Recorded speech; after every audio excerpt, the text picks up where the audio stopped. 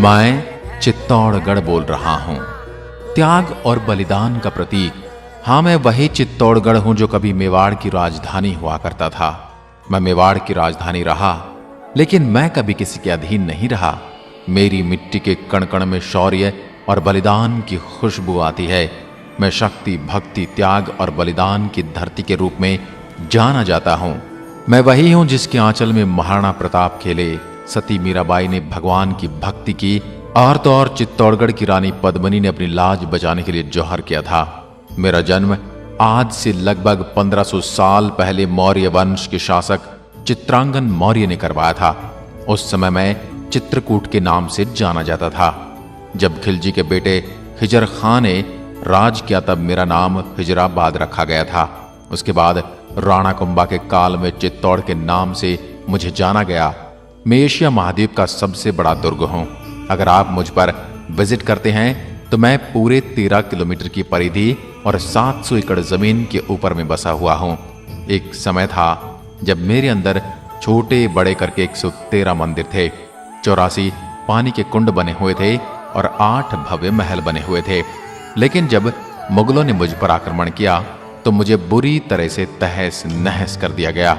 यदि आज मेरी बात की जाए तो मैं देखने में खंडहर ही बचा हूं और मुझे सुनने के लिए एक सुंदर सा इतिहास और खाने में मेरे यहाँ के सीताफल बड़े प्रसिद्ध हैं। 7वीं सदी से लेकर 9वीं सदी तक मेरे ऊपर चंद्रगुप्त मौर्य के वंशजों ने राज किया और उसके बाद सूर्यवंशी राजाओं का राज रहा, जिसमें बप्पा रावल, राणा सांगा, राणा रतन सिंह, महाराणा कुंभा जैसे पराक्रमी राजाओं ने राज किया।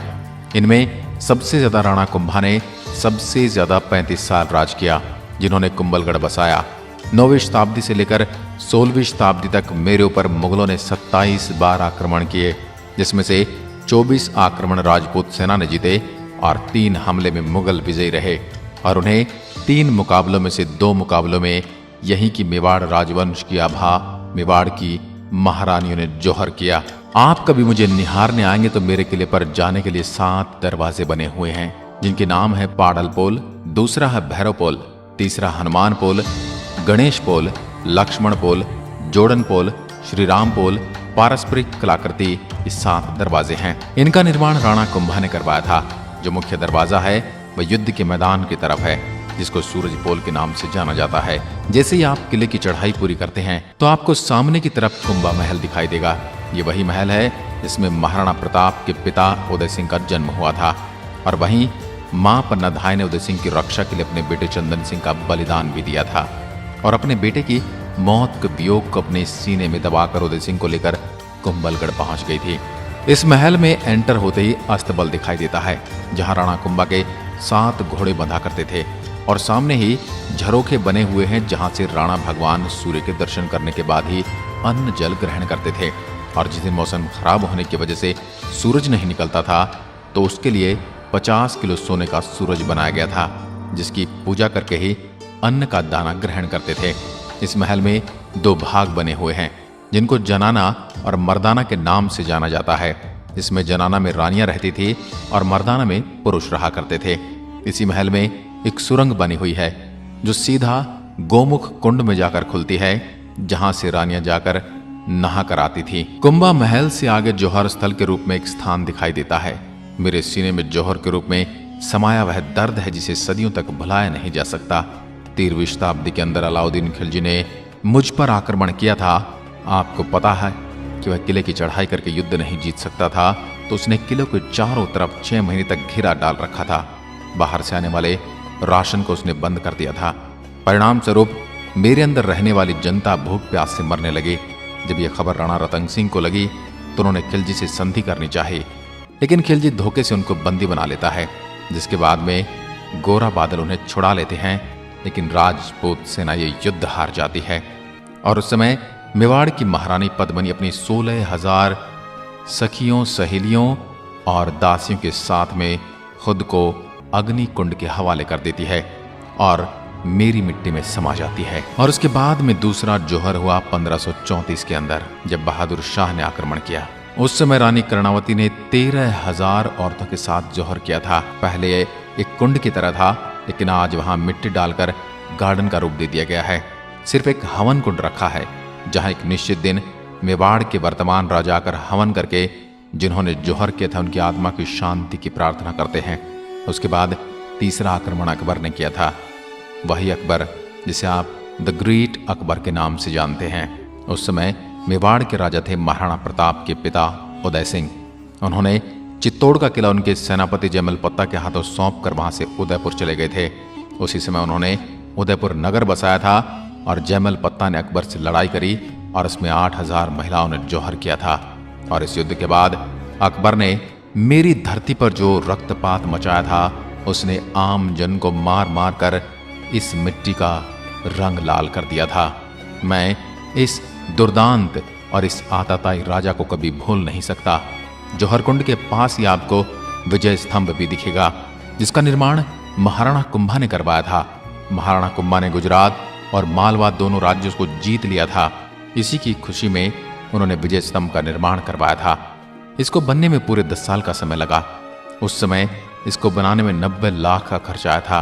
122 फुट इसकी ऊंचाई है। इसके अंदर कुल 157 सीढ़ियां बनी हुई हैं और यह 9 मंजिला है और इसका आकार भोलेनाथ के डमरू के समान है। नीचे से 3 मंजिल चौड़ा है, बीच में 5 मंजिल संकरा है और ऊपर से 2 मंजिल फिर से चौड़ा है। मेरे राजस्थान पुलिस के बाएं हाथ पर इसी का सिंबल बना होता है। विजय स्तंभ के आसपास आपको टूटे फूटे खंडहर दिखेंगे। सब मेरे उस समय के मंदिर थे, जिनको अलाउद्दीन खिलजी ने रानी पद्मिनी के नहीं मिलने पर तोड़ दिया था और बाद के आक्रमणकारियों ने भी ऐसा।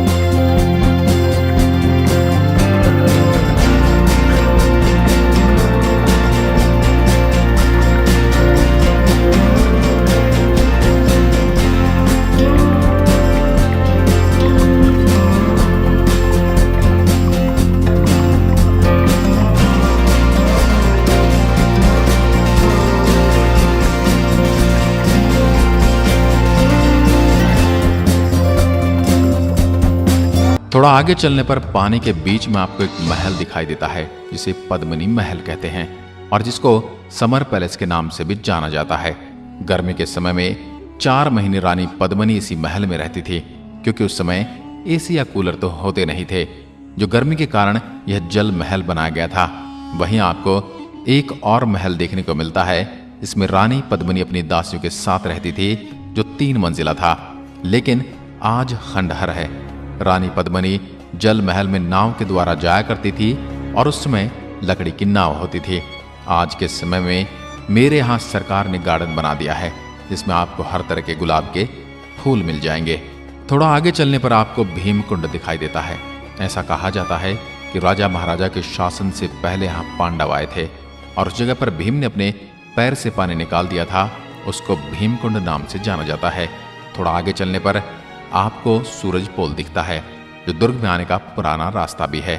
यह 1303 में खिलजी ने आक्रमण किया था। तब इसी गेट पर चढ़ाई की थी। इस रास्ते पर भी 7 गेट बने हुए हैं। जब खिलजी ने आक्रमण किया था तब उसने एक एक करके सारे गेट तहस नहस कर दिए थे, जिसमें से 6 गेट पूरी तरह से टूटे हुए हैं, लेकिन जो सूरजपोल गेट है वो बचा हुआ है। सूरज की सबसे पहली किरण इसी गेट पर पड़ती है और इसका नाम इसी वजह से सूरजपोल है। इसके सामने जो आपको खुला मैदान दिखता है वो मैदान हुआ करता था, लेकिन आज मेरे यहाँ कुछ बस्तियां बस गई हैं, जिस वजह से वहां लोग खेती करने लग गए हैं। आपको गेट पर कुछ बड़ी बड़ी